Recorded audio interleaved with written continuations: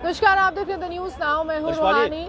जो शिक्षक होते हैं उन्हें कहा जाता है कि वो भविष्य निर्माण करते हैं पूरे देश का।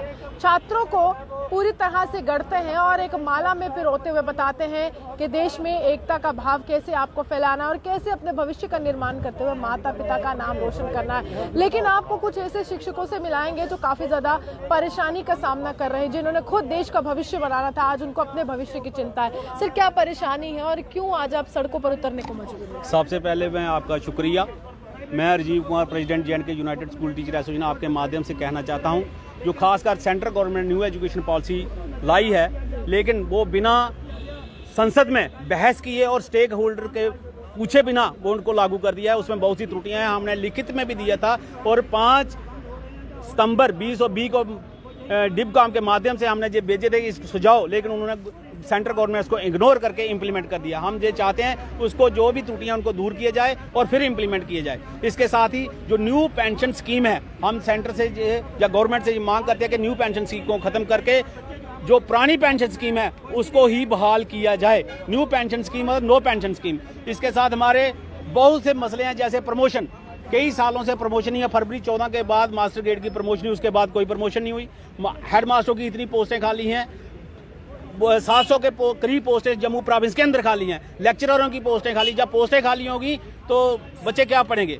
उनकी कोई क्वालिटी एजुकेशन नहीं होगी। जो हम ये भी चाहते हैं, जैसे सिटी के अंदर कोई काम कर रहा है मुलाजम, उसको HRA डबल मिलता है, 16% मिलता है। और जो रूरल एरिया जब बॉर्डर एरिया में काम करता है उसको नहीं मिलता है। हम ये चाहते हैं जो रूरल एरिया बॉर्डर एरिया में काम करता है उनको मुफस्सल अलाउंस दिया जाए, या उनका भी HRA डबल किया जाए। इसके साथ ही मेडिकल 300, गवर्नमेंट हमारे सिर्फ 300 रुपया मेडिकल देती है। आजकल 300 रुपया तो एक डॉक्टर की फीस भी नहीं बनती, तो 300 से कुछ नहीं बनता। हम चाहते हैं कम से कम 2000 रुपया पर मंथ मेडिकल होना चाहिए। जितनी भी हमारी ये दीना मांगे हैं इनको हल किए जाए। हमारी जो जितनी भी पावरें हैं, चाहे डायरेक्टरेट लेवल हो या CO लेवल, सारी डिसेंट्रलाइज करनी चाहिए, क्योंकि सारा काम जो सेक्रेटरी ने अपने पास रखा हुआ है। हम चाहते हैं जब मास्टर ग्रेड हेड मास्टर और लेक्चरर की काम सारा डायरेक्टरेट लेवल पे होना चाहिए और मास्टर का काम या टीचर का वो CO लेवल पे होना चाहिए। ऑनलाइन जो शिक्षा आप प्रदान कर रहे हैं छात्रों को, कितने प्रतिशत आपको लगता है छात्र जो है उसे पढ़ पा रहे हैं? हाँ, ऑनलाइन शिक्षा जो है वो बेकार है। उसमें सिर्फ हमारे जो गरीब, हमारे पास गरीब बच्चे आते हैं, उनके पास जो स्मार्टफोन ही नहीं है, तो वो बटनों वाले फोन है, वो भी एक पास है, 4 बच्चे हैं उसके, जब 2 बच्चे हैं उनके पेरेंट्स ले जाते हैं दिहाड़ी लगाने के लिए, बच्चों को फोन मिलता ही नहीं है। तो ये सिर्फ एक कागजों में ही है कि ऑनलाइन शिक्षा हो रही है, अदरवाइज कोई शिक्षा नहीं हो रही। हम चाहते हैं कि ऑफलाइन बच्चे स्कूल में आए, चाहे वो शिफ्ट वाइज में आए, चाहे थोड़े थोड़े करके आए, लेकिन स्कूलों के अंदर होनी चाहिए, तभी उनको अच्छी शिक्षा मिल सकती है। सर, आपसे जानना चाहूंगी, इन्होंने कहा कि ऑनलाइन शिक्षा से उस तरह से बच्चों का मोराल बूस्ट नहीं हो रहा है, या मेंटल लेवल की जो एजुकेशन है वो काफी ज्यादा जो है वो इस समय कम हो रही है। तो यहाँ पर सरकार कह रही है कि अभी वैक्सीन जो है वो नहीं बनाई गई बच्चों के लिए। अगर स्कूल में बच्चे आते हैं तो क्या कोविड का खतरा होता है? अगर वैक्सीन नहीं बनी है तो इससे क्या होगा कि कोविड का खतरा तो है, लेकिन दूसरी तरफ अगर हम ये देखें कि जो 2 साल से कोविड चल रहा है तो बच्चों की पढ़ाई भी तो उससे नुकसान हो रही है, क्योंकि ऑनलाइन जो एजुकेशन है वो प्रॉपर तरीके से जो है वो बच्चों को नहीं मिल रही। छोटे छोटे बच्चे होते हैं, जब तक हम उनसे फेस टू फेस इंटरेक्शन नहीं करेंगे तो वो हम उनको जो एजुकेशन है वो इम्पार्ट नहीं कर सकते। तो हम तो ये चाहते हैं कि जल्द से जल्द वैक्सीन बने, बच्चों को भी वैक्सीन दी जाए। अब जैसे गवर्नमेंट का ये तो डाटा आया है कि 100 करोड़ से ऊपर वैक्सीनेशन हो चुकी है, तो हम चाहते हैं कि थोड़े थोड़े करके शिफ्ट बाय शिफ्ट बच्चे स्कूलों में आए और ताकि उनको हम अच्छे से पढ़ा सकें। आपसे जानना चाहूंगी, आप किस परेशानी का सामना कर रहे हैं और कहाँ पर आप शिक्षा जो है वो प्रदान करते हैं? रूरल एरिया में करते हैं, अर्बन एरिया में करते हैं? मैडम जी, आपके माध्यम से हम ये बताना चाहते हैं कि शिक्षा जो है वो सारे को मिलनी चाहिए, चाहे वो रूरल में है चाहे अर्बन में है।